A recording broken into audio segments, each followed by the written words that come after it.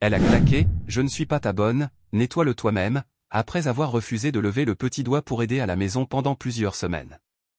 J'ai simplement répondu, tu as raison. Lorsqu'elle est rentrée la semaine suivante et a trouvé un placard vide, les services publics annulés et le bail uniquement à mon nom, elle a regretté d'avoir ouvert la bouche. Salut Reddit, je traîne sur ces sous-forums de relations depuis des années, toujours à lire les drames des autres en me disant, tant mieux, ce n'est pas moi. Eh bien, le karma a de l'humour, parce que je viens de vivre quelque chose qui ferait paraître la plupart de ces histoires bien fades. J'ai besoin de vider mon sac et honnêtement de savoir si je suis allé trop loin dans ma vengeance. Ça va être long mais je vous promets que chaque détail compte pour que la fin ait l'impact qu'elle doit avoir. J'ai 28 ans, je suis un homme et je travaille comme ingénieur mécanique senior pour une entreprise aérospatiale ici à Denver dans le Colorado.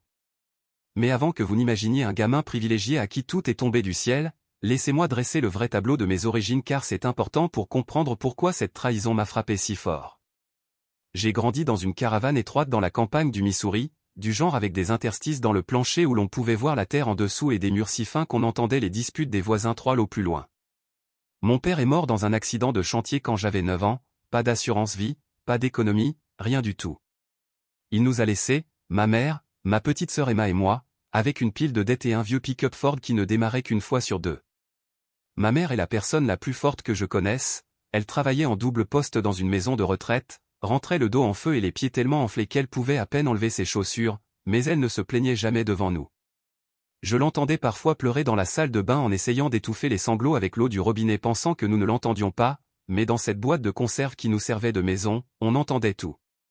À 13 ans, j'ai commencé à réparer les voitures des voisins, $20 pour une vidange, 50 pour des plaquettes de frein, apprenant tout grâce à des vidéos YouTube sur l'ordinateur de la bibliothèque parce qu'on ne pouvait pas se payer Internet. Chaque centime servait à aider maman pour les courses ou à acheter des fournitures scolaires pour Emma. Je me souviens qu'à 15 ans, j'ai dû choisir entre de nouvelles chaussures sans trou et une calculatrice graphique pour le cours d'algèbre d'Emma. Elle a eu la calculatrice et j'ai mis du ruban adhésif sur mes chaussures pour les faire durer une année de plus. L'école était ma porte de sortie, j'étais habile de mes mains grâce à la mécanique et plutôt bon en maths parce que les chiffres avaient du sens contrairement aux gens la plupart du temps. J'ai étudié comme si ma vie en dépendait car c'était le cas. Pendant que mes camarades allaient aux fêtes et aux matchs de football, j'étais à la bibliothèque jusqu'à la fermeture puis je travaillais sous la lumière des lampadaires car maman ne pouvait pas toujours payer la facture d'électricité à temps. J'ai obtenu une bourse complète pour l'Université d'État du Colorado en ingénierie mécanique. Je n'oublierai jamais le visage de ma mère quand j'ai reçu cette lettre. Elle a tellement pleuré qu'elle n'a pas pu parler pendant 10 minutes. Elle nous a simplement pris Emma et moi dans ses bras en sanglotant. C'était la première fois que je la voyais pleurer de joie et non de stress. L'université n'a pas été plus facile, juste différente. Je travaillais de nuit à l'usine sur une chaîne de montage 4 fois 10 heures par semaine tout en suivant 18 crédits horaires. Mes colocataires se plaignaient des cours à 8 heures du matin pendant que je rentrais de nuit, prenais une douche et filais directement en thermodynamique. J'ai été diplômé summa cum laude avec 3 offres d'emploi avant même la remise des diplômes. Aujourd'hui je gagne $92 000 par an en concevant des composants de satellites, plus 35 000 grâce à du conseil le week-end pour de petites entreprises. Ça semble beaucoup jusqu'à ce que vous réalisiez que je soutiens non seulement moi-même mais que j'aide ma mère à vivre enfin dignement. J'ai remboursé son prêt hypothécaire l'année dernière, acheté une voiture fiable qui ne tombe pas en panne chaque mois, payé ses factures médicales pour une opération du genou. Emma est maintenant en école d'infirmière et je paie ses frais de scolarité pour qu'elle ne commence pas sa carrière avec des dettes comme la plupart de ses camarades. Je vis dans un modeste condo de 2 chambres au centre-ville de Denver que j'ai acheté il y a 2 ans, rien de luxueux mais c'est à moi et personne ne peut nous en expulser. Cette sécurité signifie tout quand on a grandi en se demandant si on aurait encore un toit le mois suivant. Je conduis une Toyota Camry de 6 ans payé comptant, je porte les mêmes 5 chemises de bureau en rotation et mon idée d'un luxe est de prendre du guacamole chez Chipotle. J'ai rencontré Sophia il y a 14 mois lors d'un barbecue chez un ami à Washington Park. Elle avait 26 ans et travaillait, comme elle le disait, comme ambassadrice de marque, pour diverses entreprises. Ce qui signifiait en réalité qu'elle se tenait parfois à des événements pour distribuer des échantillons gratuits ou publier sur les réseaux sociaux à propos de produits. Elle ressemblait à quelqu'un qui sortait tout droit d'une page Instagram Lifestyle, longs cheveux blonds avec ses vagues de plage parfaites, lunettes de soleil de créateur, portant une robe d'été qui coûtait probablement plus que mon budget mensuel de course. Elle était tout ce que je n'étais pas, extravertie, sûre d'elle, à l'aise dans les situations sociales où je me sentais encore comme ce gamin du parc à caravane qui faisait semblant d'avoir sa place. Elle riait à mes blagues d'ingénieur maladroite, semblait vraiment intéressée lorsque je lui expliquais mon travail sur les systèmes de propulsion de satellites et me faisait sentir comme la personne la plus fascinante de ce barbecue. Quand elle a demandé mon numéro, j'ai honnêtement cru que quelqu'un me faisait une blague. Tu es différent des hommes que je fréquente d'habitude, m'a-t-elle dit lors de notre premier vrai rendez-vous dans un steakhouse chic. Tu es authentique, travailleur, promis à un bel avenir. Ces gars de Denver ne sont que du blabla, pas de substance. Mais toi, tu construis vraiment des choses qui vont dans l'espace. C'est incroyable. En y repensant, j'aurais dû voir les signaux d'alerte dès le début. Elle a commandé les plats les plus chers du menu sans même jeter un coup d'œil au prix, pris 3 cocktails à $18 chacun et, quand l'addition est arrivée, elle était commodément aux toilettes. À son retour, elle a fait semblant de chercher son portefeuille avant que je ne dise que je m'en occuperais, puis elle a agi si reconnaissante qu'on aurait cru que je lui avais sauvé la vie. Tu es tellement un gentleman Sam, ils ne font plus d'hommes comme toi. Les 3 premiers mois étaient comme vivre dans un film. Elle m'envoyait des messages, bonjour, avec des émojis en forme de cœur, arrivait à mon bureau avec le déjeuner quand je travaillais tard, me présentait à ses amis comme « mon petit ami scientifique des fusées », même si je la corrigeais à chaque fois en disant que j'étais ingénieur et non scientifique. Elle me faisait me sentir spécial d'une manière que personne n'avait jamais faite auparavant. Quand on grandit en entendant qu'on est de la racaille de caravane, avoir quelqu'un comme elle, fier d'être avec vous, c'est enivrant. Les demandes ont commencé petites et semblaient raisonnables. Sa voiture avait besoin de nouveaux pneus et elle était entre 2 paies de ses contrats d'ambassadrice de marque, $800. Puis son ordinateur portable est tombé en panne juste au moment où elle s'apprêtait à lancer sa boutique en ligne, $1200 pour un nouveau MacBook Pro. L'écran de son téléphone s'est fissuré et elle en avait besoin pour travailler, encore $1000 pour le dernier iPhone. Chaque fois, elle me faisait me sentir comme un héros pour l'aider. Mon ex ne m'aurait jamais aidé comme ça, disait-elle en traçant des cercles sur ma poitrine. Il avait de l'argent mais était tellement égoïste avec. Toi, tu comprends que les vrais hommes prennent soin de leurs femmes, c'est pour ça que je tombe amoureuse de toi. L'ex, disait-elle, était un fils à papa nommé Christopher qui l'avait émotionnellement abusé, l'avait rendu misérable, critiquant tout chez elle, son apparence, son intelligence, ses ambitions. Elle se mettait à pleurer en racontant comment il la rabaissait. Je voulais être tout ce qu'il n'était pas, je voulais prouver que tous les hommes n'étaient pas des ordures, que quelqu'un qui gagnait son argent pouvait mieux traiter une femme que quelqu'un qui en héritait. 6 mois après le début de notre relation, Sophia est arrivée à ma porte un mardi à 22h, le mascara coulant sur son visage, sanglotant de manière incontrôlable. Sa colocataire venait d'annoncer qu'elle partait à Portland pour un nouveau travail, ne lui laissant que 2 semaines de préavis. Le bail de l'appartement était au nom de la colocataire et Sophia ne pouvait pas le reprendre avec son revenu. Je vais devoir retourner chez mes parents au Kansas, pleurait-elle sur mon épaule, juste au moment où j'ai enfin trouvé le bonheur ici, où je t'ai trouvé, où mon entreprise est sur le point de décoller. Ça m'arrive toujours, chaque fois que quelque chose de bien commence, on me l'arrache. Elle décrivait la maison de ses parents comme un cauchemar, petite ville sans opportunité, tout le monde marié à 22 ans, ses rêves mourant dans la médiocrité de banlieue. Avec du recul, elle me manipulait comme un violon, mais sur le moment, tout ce que je voyais, c'était ma petite amie en détresse. Tu pourrais rester ici le temps de trouver une solution, ai-je proposé, les mots sortis avant même que j'y réfléchisse vraiment, juste temporairement, jusqu'à ce que tu trouves un logement. Son visage s'est illuminé comme un matin de Noël. Vraiment, tu ferais ça pour moi, oh mon Dieu Sam, tu es littéralement en train de me sauver la vie. Je promets que je contribuerai, je cuisinerai, je nettoierai, je rendrai cet endroit incroyable, tu ne remarqueras même pas ma présence sauf dans toutes les façons dont je rendrai ta vie meilleure. Elle a emménagé ce week-end-là avec, selon elle, juste l'essentiel, 3 valises, 5 cartons et, d'une manière ou d'une autre, 17 paires de chaussures. En une semaine, ma chambre d'amis s'était transformée en studio créatif pour la boutique en ligne qu'elle devait absolument lancer d'un jour à l'autre. Elle avait besoin d'un kit d'éclairage pour les photos de produits, $2000, d'un appareil photo professionnel, $3000, d'un équipement de fond, $500, d'abonnement à des logiciels de retouche, $50 par mois, et de suffisamment de maquillage et de produits de soins pour approvisionner un Sephora. C'est un investissement dans notre avenir, disait-elle chaque fois que je remettais en question les dépenses. Une fois que ma boutique décollera, je gagnerai facilement 6 chiffres, ce ne sont que les coûts de démarrage, chaque entreprise a besoin d'un investissement initial, tu es ingénieur, tu comprends l'importance d'avoir les bons outils. Le premier mois m'a réellement donné de l'espoir, elle cuisinait la plupart des soirs, rien d'élaboré, généralement des pâtes ou des sautés, mais c'était prêt quand je rentrais du travail, elle gardait l'appartement propre, faisait la lessive sans qu'on le lui demande, organisait même mon placard par couleur. Elle m'accueillait à la porte avec un baiser, me demandait comment s'était passée ma journée, écoutait mes stress professionnels avec un intérêt apparent. Je commençais à me dire que c'était peut-être ça, un vrai partenariat. Mais dès le 2e mois, le vernis a craqué. Les dîners sont devenus des commandes à emporter sur ma carte de crédit, le linge sale s'est accumulé jusqu'à ce que je n'ai plus de chemise propre pour le travail, elle dormait jusqu'à midi, passait 3 heures à se maquiller et à se coiffer pour prendre des photos Instagram puis se plaignait d'être épuisée par la création de contenu et avait besoin de se reposer. L'appartement ressemblait chaque jour à une zone sinistrée, avec des palettes de maquillage couvrant chaque surface, des vêtements jetés partout et de la vaisselle moisissant dans l'évier.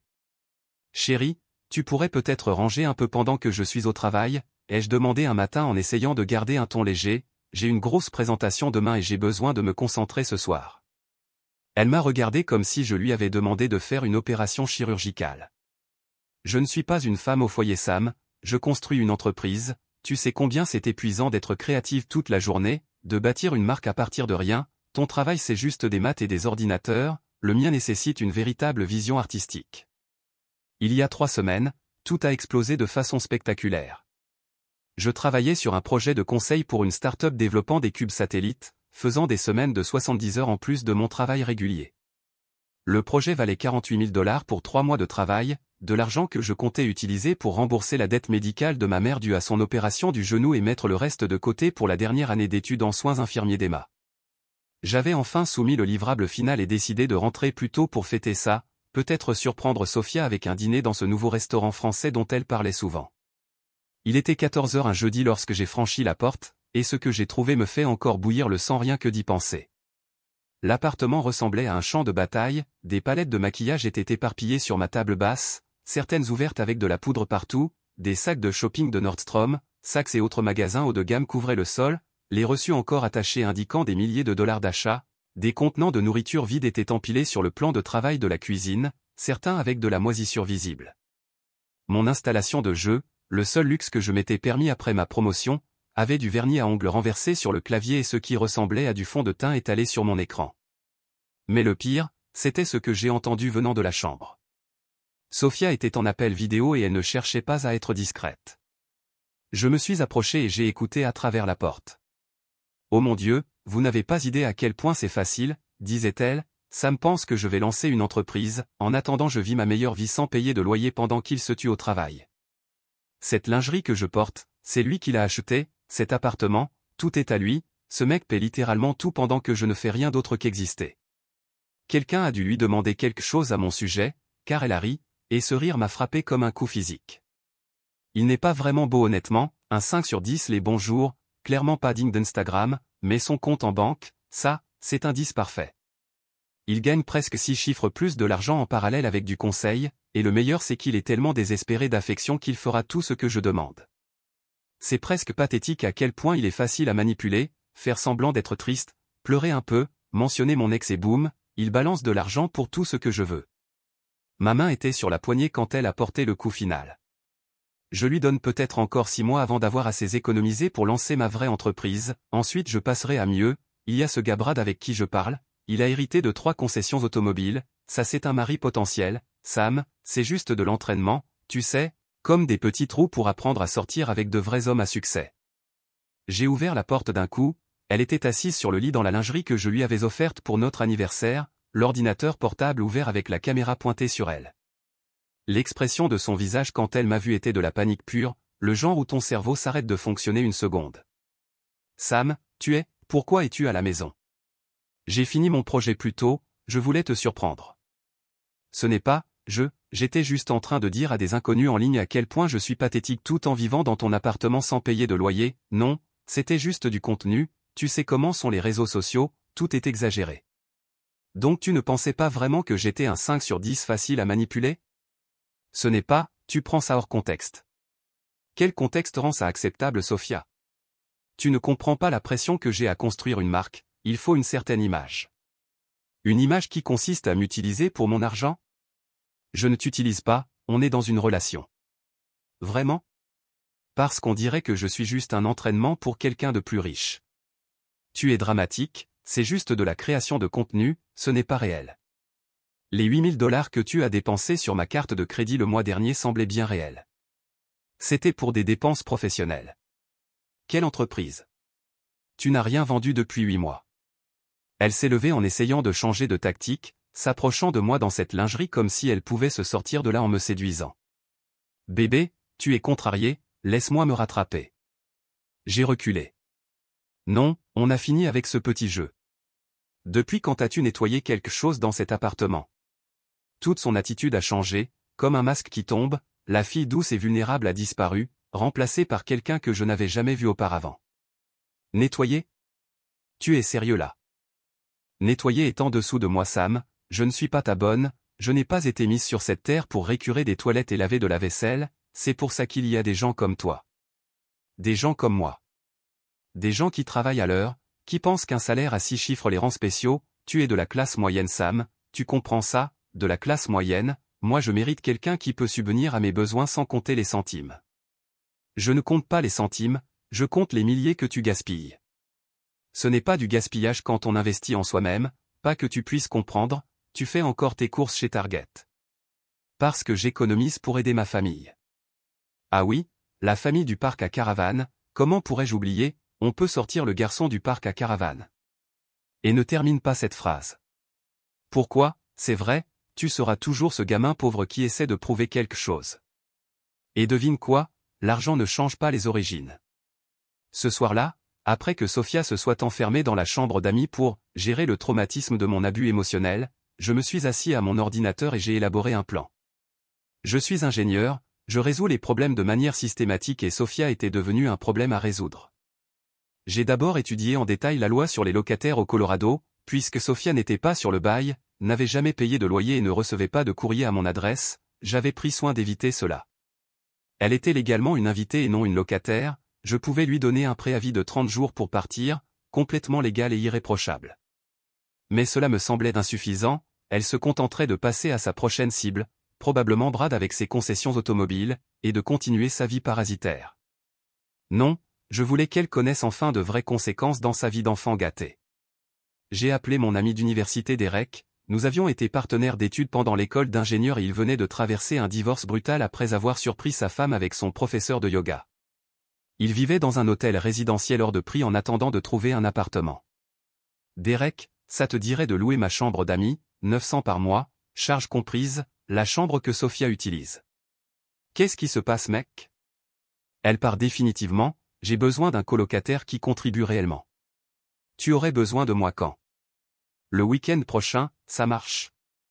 Sam, qu'est-ce que tu prévois? La justice, tu es partant?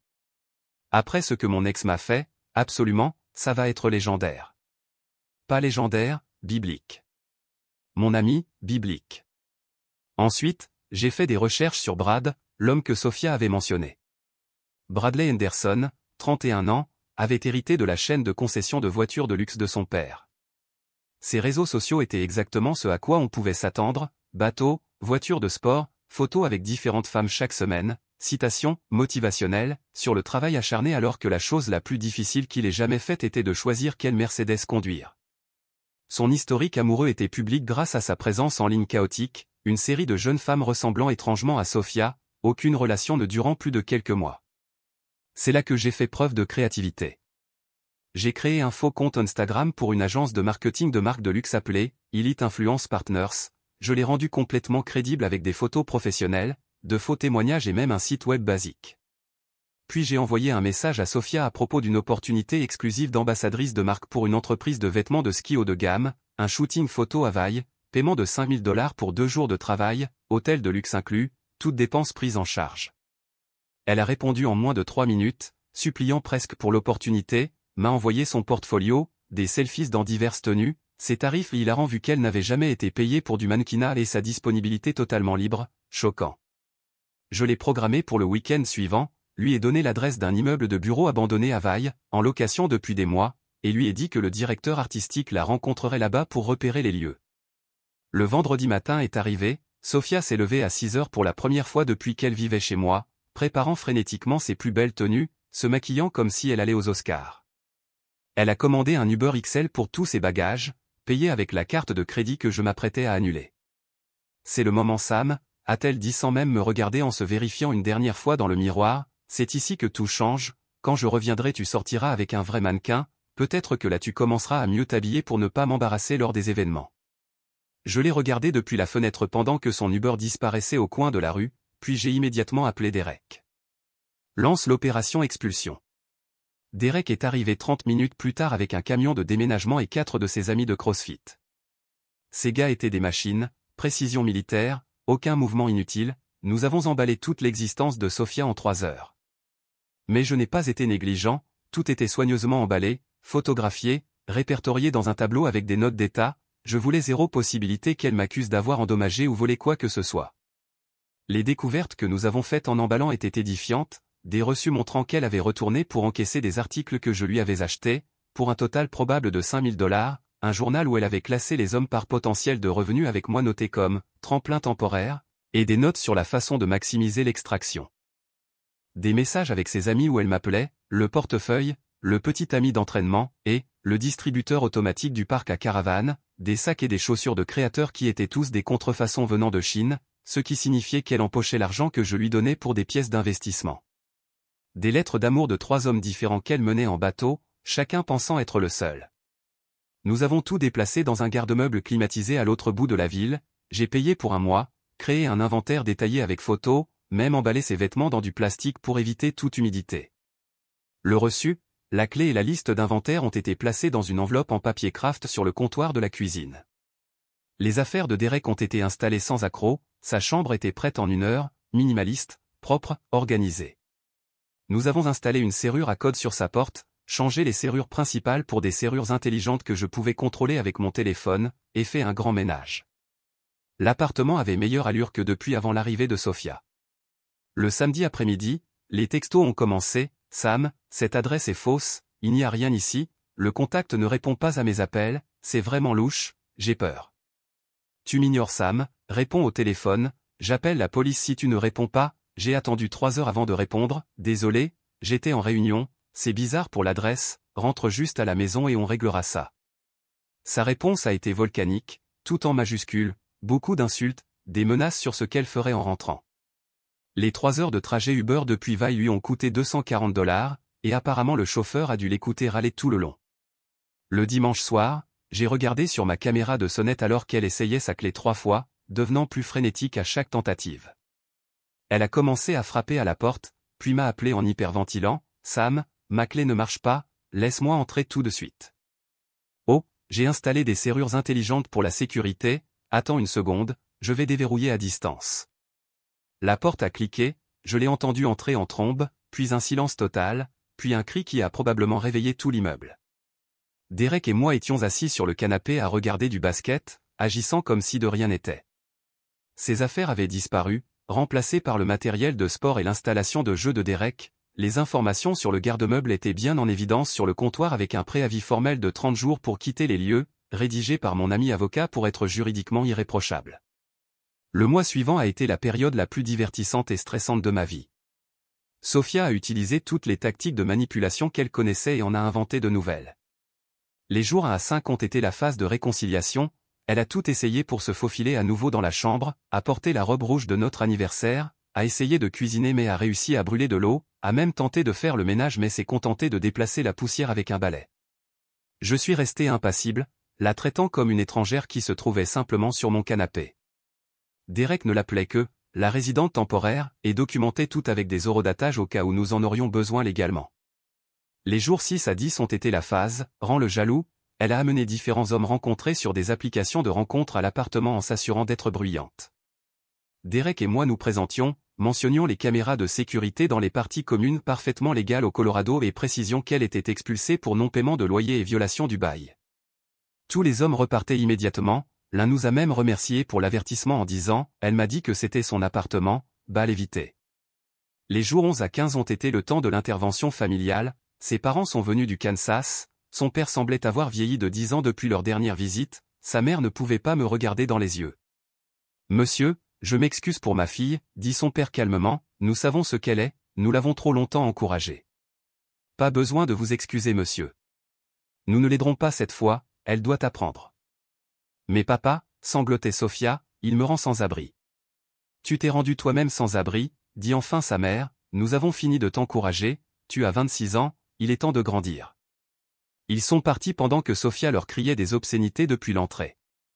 Les jours 16 à 20 ont été la guerre sur les réseaux sociaux, elle publiait constamment sur son ex abusif qui la rendait sans abri, sur le fait qu'elle était victime parce qu'elle était une femme forte et indépendante, ce qu'elle ne savait pas, c'est que je faisais des captures d'écran depuis des mois. De tous ces messages m'appelant le petit ami parfait, se vantant des cadeaux que je lui avais achetés, exhibant le style de vie que je finançais. Quand les gens me demandaient ma version, je partageais simplement les preuves. Son nombre d'abonnés est passé de 12 000 à moins de 2 000 en 3 jours. Les jours 21 à 25, le désespoir s'est installé, elle a finalement appelé Brad, l'héritier des concessions automobiles, à sa grande joie il a accepté qu'elle emménage chez lui. Elle se pavanait dans l'appartement comme si elle avait gagné à la loterie, tu vois Sam, je t'avais dit que j'avais des options, Brad a un vrai pantouse, conduit une Lamborghini et ne fait pas ses courses chez Target, tu n'étais qu'un entraînement pour la vraie chose, merci pour les petits trous. Je suppose que ce qu'elle ne savait pas, c'est que j'avais fait mes recherches sur Brad, 3 ordonnances restrictives d'ex-petites amies, une accusation de violence domestique que les avocats de papa avaient fait annuler, selon les registres publics du tribunal, actuellement poursuivis par 2 femmes différentes pour les avoir filmées sans leur consentement. Mais bon, elle avait fait son choix. Les jours 26 à 29, elle a commencé à déménager ses affaires chez Brad, cela lui a pris 4 jours et coûté plus de 1 000 $ en trajet Uber XL parce que Brad était trop occupé par ses affaires pour l'aider, elle a atteint le plafond de ses cartes de crédit rien qu'avec les frais de déménagement. Le 30e jour a été magnifique, elle est venue chercher sa dernière boîte d'affaires à 8 h du matin, Derek avait déjà nettoyé et désinfecté le canapé où elle dormait avec des produits de qualité industrielle, l'appartement brillait comme une salle d'exposition. Elle se tenait sur le pas de la porte avec sa dernière boîte en carton, son maquillage de marque coulant sur son visage entraîné noir. « Tu as ruiné ma vie », a-t-elle murmuré. « Non, tu as ruiné ta propre vie, j'ai juste arrêté de la subventionner. Je t'aimais. Tu aimais mon compte en banque, c'est différent. J'espère que tu mourras seul. Mieux vaut seul qu'avec un parasite. Tu ne trouveras jamais quelqu'un d'aussi belle que moi. Je ne trouverai jamais non plus quelqu'un d'aussi laid à l'intérieur. » Je pensais que c'était la fin de la saga Sofia. Derek et moi avons repris une routine, il payait son loyer en avance chaque mois, nous partagions les tâches ménagères équitablement, faisions du sport ensemble et avons commencé à collaborer sur certains projets de conseil. L'appartement est resté propre, mon compte en banque s'est rétabli et la vie était belle. Puis 10 jours après son départ, mon téléphone a sonné à 2 h du matin, numéro inconnu avec un indicatif local. J'ai failli ne pas répondre mais quelque chose m'a poussé à décrocher. C'était Sofia, sanglotant si fort qu'elle pouvait à peine parler. « Sam s'il te plaît, j'ai besoin d'aide, s'il te plaît. »« Pourquoi tu m'appelles Sofia ? Brad m'a mise dehors, il a découvert. » »« Découvert quoi ? » ?»« Ce que j'étais, je vendais des photos, des vidéos en ligne. »« Tu faisais quoi maintenant ? » ?»« Je n'avais plus d'argent, tu avais annulé les cartes, Brad ne me donnait rien à moins que je fasse certaines choses et j'avais besoin d'argent pour le minimum, alors j'ai commencé à vendre du contenu à des abonnés. Il s'avère que notre princesse avait ouvert un OnlyFans pour maintenir son train de vie, Brad l'a découvert quand un de ses copains du country club l'a reconnu et lui a montré le compte, il est devenu furieux, l'a mise dehors à minuit, a gardé toutes ses affaires comme compensation pour l'embarras et a menacé d'envoyer les captures d'écran à ses parents si elle posait problème. « S'il te plaît Sam, je suis à la gare routière du centre-ville, il fait froid, je n'ai nulle part où aller, mes parents ont bloqué mon numéro, mes amis ne répondent pas, le refuge pour femmes est plein, juste une nuit, laisse-moi rester une nuit. » J'ai marqué une pause, la laissant mariner. « Attends, je vais demander à Derek. » Je l'ai mise sur haut-parleur et appelé Derek. « Et mec, Sofia a besoin d'un endroit pour dormir cette nuit. » « La résidente temporaire ? » C'est un non catégorique pour moi. « Elle est prête à payer, combien tu demanderais pour une nuit sur le canapé ? » 500 $ en espèces à l'avance et elle nettoie tout l'appartement à fond, inspection militaire. « Tu entends Sofia, 500 en cash et tu nettoies l'appartement. » Je n'ai pas 500, j'ai peut-être 3 cents. Alors il te manque 200, d'où ? Il est 2 h du matin, c'est ton problème, pas le mien. S'il te plaît Sam, je t'en supplie. 500 et nettoyage ou trouve ailleurs. Elle a raccroché puis rappelé 1 heure plus tard, elle avait trouvé l'argent, probablement en vendant le dernier peu de dignité qui lui restait en ligne ou emprunté à un dernier pigeon qu'elle n'avait pas encore épuisé. Elle est arrivée à 4 h du matin, ayant l'air d'avoir vieilli de 5 ans en 10 jours, vêtements de marque froissés et tachés, maquillage étalé partout, traînant une valise cassée maintenue par du ruban adhésif et de l'espoir. Derek lui a fait signer un contrat de location d'une nuit avec des clauses qui feraient la fierté d'un avocat, il a pris ses $500 en liquide, les a comptés 2 fois puis lui a tendu un seau de produits de nettoyage. Appartement d'abord puis canapé, je veux que ce soit impeccable, propreté militaire, pas de poussière sur les plinthes, pas de calcaire dans la douche, vitre sans trace, si je trouve un seul cheveu dans le drain de la salle de bain, tu recommences. Elle a passé 7 heures à nettoyer à 4 pattes, récurant les sols, nettoyant les toilettes avec une brosse à dents, lavant les vitres jusqu'à ce qu'elles soient invisibles, nous lui avons fait refaire la salle de bain 3 fois parce qu'elle avait oublié des endroits, elle pleurait tout du long, ses ongles, de créatrice, se cassant un à un. Quand elle a fini, le soleil se levait et elle s'est effondrée sur le canapé, toujours dans les mêmes vêtements sales que ceux de son arrivée. À 8 heures précises, Derek a commencé sa routine d'entraînement dans le salon, burpee, jumping jack, mountain climbé, juste à côté du canapé où elle essayait de dormir. Debout, l'heure de départ c'est 9 heures, n'oublie pas tes affaires. Alors qu'elle se traînait avec sa valise cassée vers la porte à exactement 9 heures, nous avons croisé Brad dans le hall, il était déjà là avec une autre fille, plus jeune, plus blonde, plus fausse en tout, la nouvelle fille gloussait devant quelque chose sur son téléphone. Sophia, Brad a ri de ce rire cruel de gosse de riche, qu'est-ce que tu fais là? J'ai dormi ici cette nuit chez ton ex.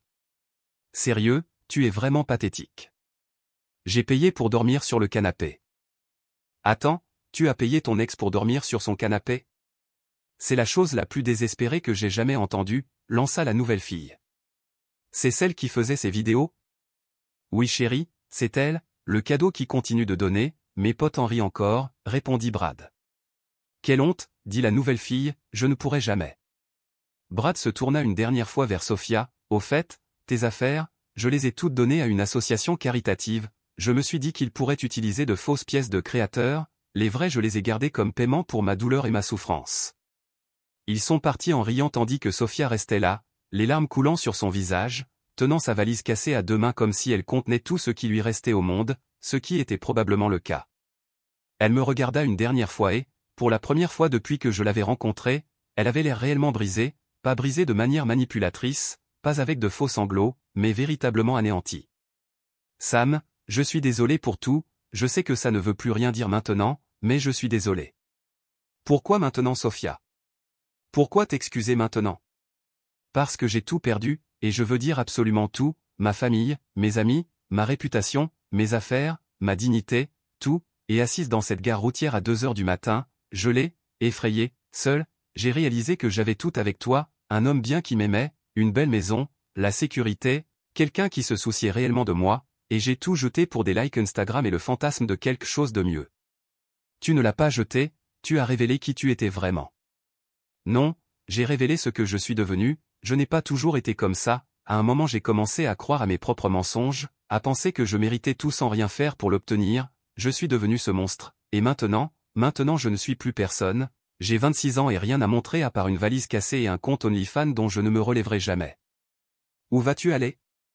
Au Kansas, mes parents finiront par me reprendre, je trouverai un travail, peut-être que j'irai au community college, j'essaierai de devenir une vraie personne au lieu de ce rôle que je jouais. Bonne chance avec ça. Sam, est-ce qu'on pourrait? Jamais, même si tu étais la dernière femme sur Terre. Je comprends, pour ce que ça vaut, tu rendras quelqu'un très heureux un jour, quelqu'un qui te mérite.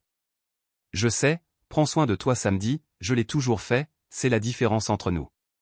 Elle est partie, traînant cette valise cassée dans la rue, pas d'Uber, pas de taxi, juste en marchant. Je l'ai regardée jusqu'à ce qu'elle tourne au coin et disparaisse. Mise à jour, c'était il y a 6 semaines et la vie n'a jamais été aussi belle. Voici où tout le monde en est. Sophia est bien retournée au Kansas, selon des connaissances communes elle travaille dans un grand magasin au centre commercial, vit chez ses parents et suit des cours de comptabilité en ligne, son Instagram a été supprimé, son OnlyFans abandonné et apparemment elle suit une thérapie 2 fois par semaine, peut-être qu'elle va vraiment évoluer, peut-être pas, ce n'est plus mon problème.